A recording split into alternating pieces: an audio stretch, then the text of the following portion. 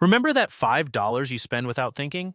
It's not $5, it's a future 50, or even a 250, or a monthly bill you could have erased forever. Just give me a moment and I'll show you the numbers. You'll be surprised how the most expensive thing in your life is the stuff you only buy sometimes. Sounds weird, I know, but in this video, I'm going to show you a simple, realistic way to turn small weekly spending into a real investment engine. We're going to use different numbers than the usual examples you hear around, and we'll keep it grounded. No lottery thinking, no pick the next Tesla fantasy. You will see how tiny weekly habits translate into a real portfolio over time. Why reinvesting matters more than the dividend itself, what a safe enough dividend setup looks like, and the exact timeline where it starts feeling worth it.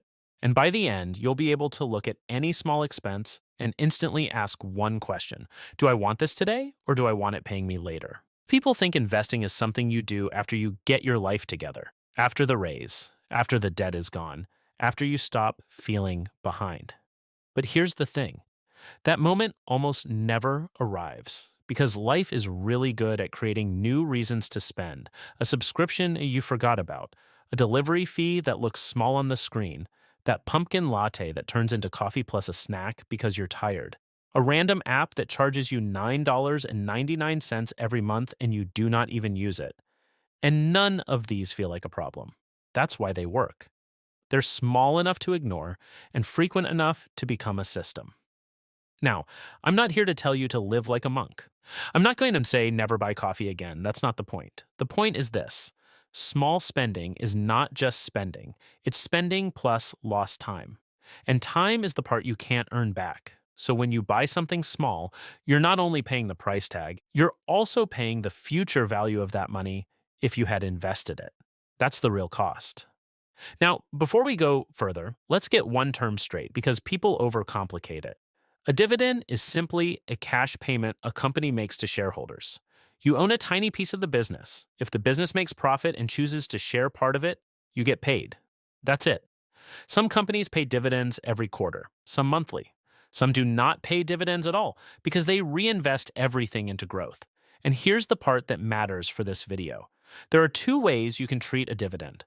Option one, you take the cash. It hits your account. Maybe you spend it, maybe you save it. But the number of shares you own stays the same. Option two, you reinvest it.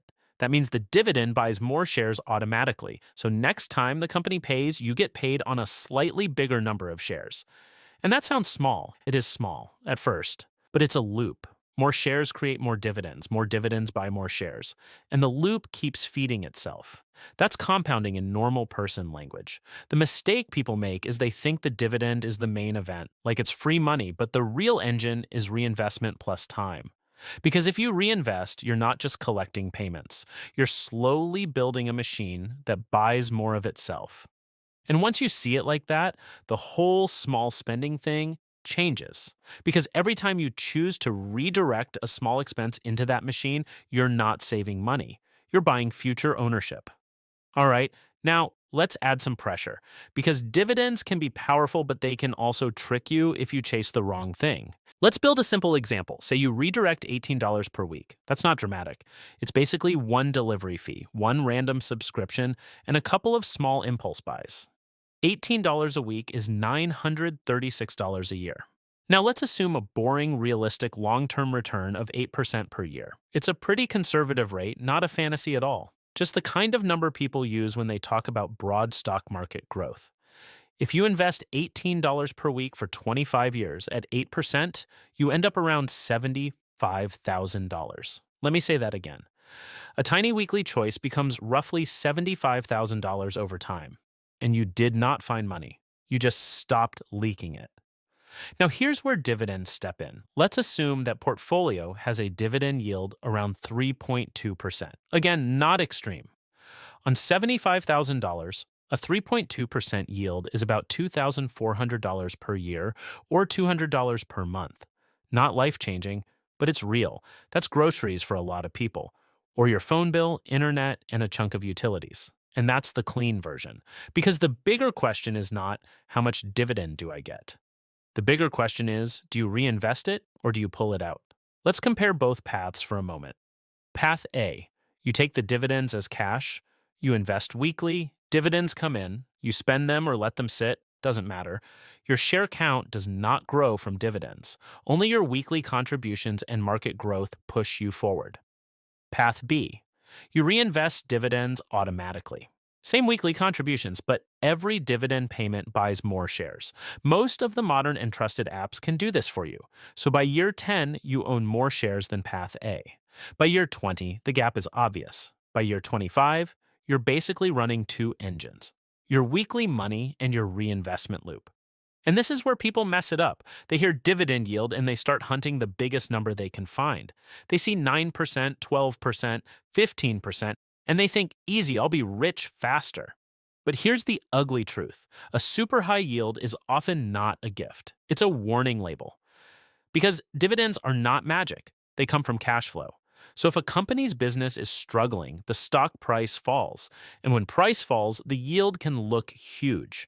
It's not because the dividend got better, it's because the stock got destroyed. And sometimes the dividend gets cut hard. So the income you were counting on vanishes and you're left holding a falling asset. That's trap number one: yield chasing. Trap number two is the payout ratio. If a company is paying out almost all its profit as dividends, it has no room, no cushion, no flexibility. A bad year hits, and they have to choose: protect the dividend or protect the business. And as you guessed, almost always they will protect the business. Trap number three: people build a dividend portfolio that is basically one theme. All banks, or all oil, or all real estate. Looks fine until that sector gets punched in the face. Then your stable income becomes unstable at the exact moment you wanted stability. And trap number four is the one nobody talks about early: taxes.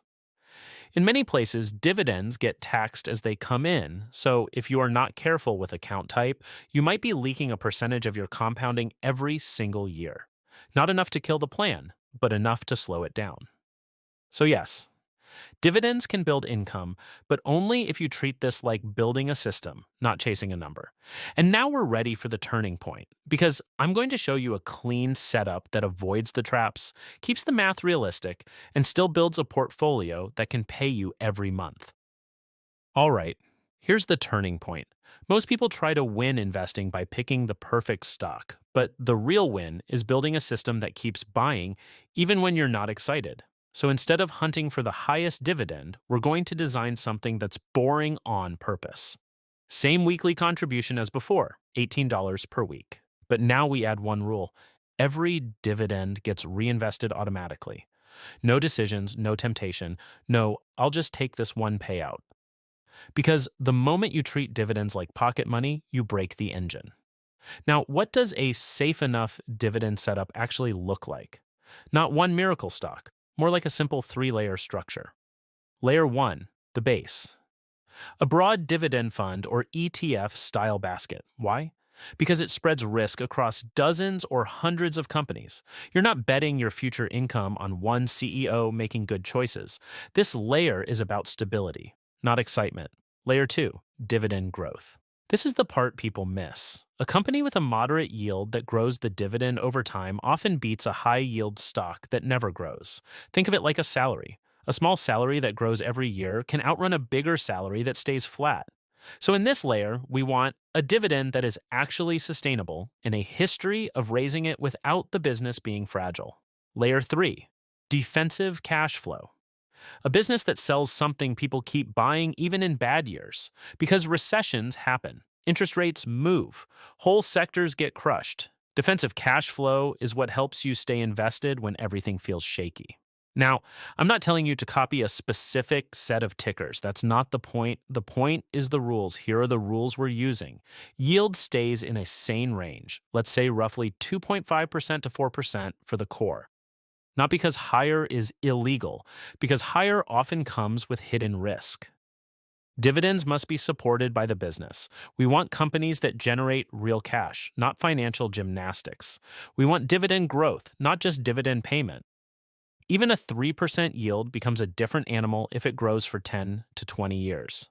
Diversification is mandatory. Different sectors, different business types. So one shock doesn't wipe your income stream. And now, hear me out. I want you to listen closely. Because once you stop thinking in single stocks, the math becomes predictable. You're basically building a machine with three inputs: weekly contributions, $18 per week. Market growth, we'll keep using 8% average for illustration.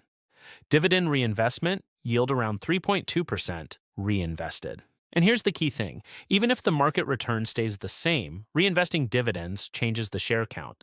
So over time, you're not just growing the value of your shares, you're owning more shares. Let's break it into two views. View one, what you actually put in. You invest $18 per week. Over 25 years, that's $23,400 total contributions. That's the only money you found. Everything else is the system doing its job. View two, what the system builds. With compounding, you were looking at roughly $75,000 after 25 years in our earlier example. So the portfolio is not mostly your money. It's mostly growth plus reinvestment. That's the flip. You're not saving. You're converting small spending into ownership. And now we'll go even more real. Let's put everything on the timeline and see the numbers. That's the part where people either commit or quit. We're still using the same simple setup: $18 per week invested, 8% average annual growth assumption, dividends around 3.2% reinvested. And we're not doing anything clever, just consistency. Year one, this is the phase nobody posts online. You invest about $936 over the year. And depending on market swings, you might end the year around $950, $1,000, maybe $1,050. It feels slow. And this is where people say, this doesn't work.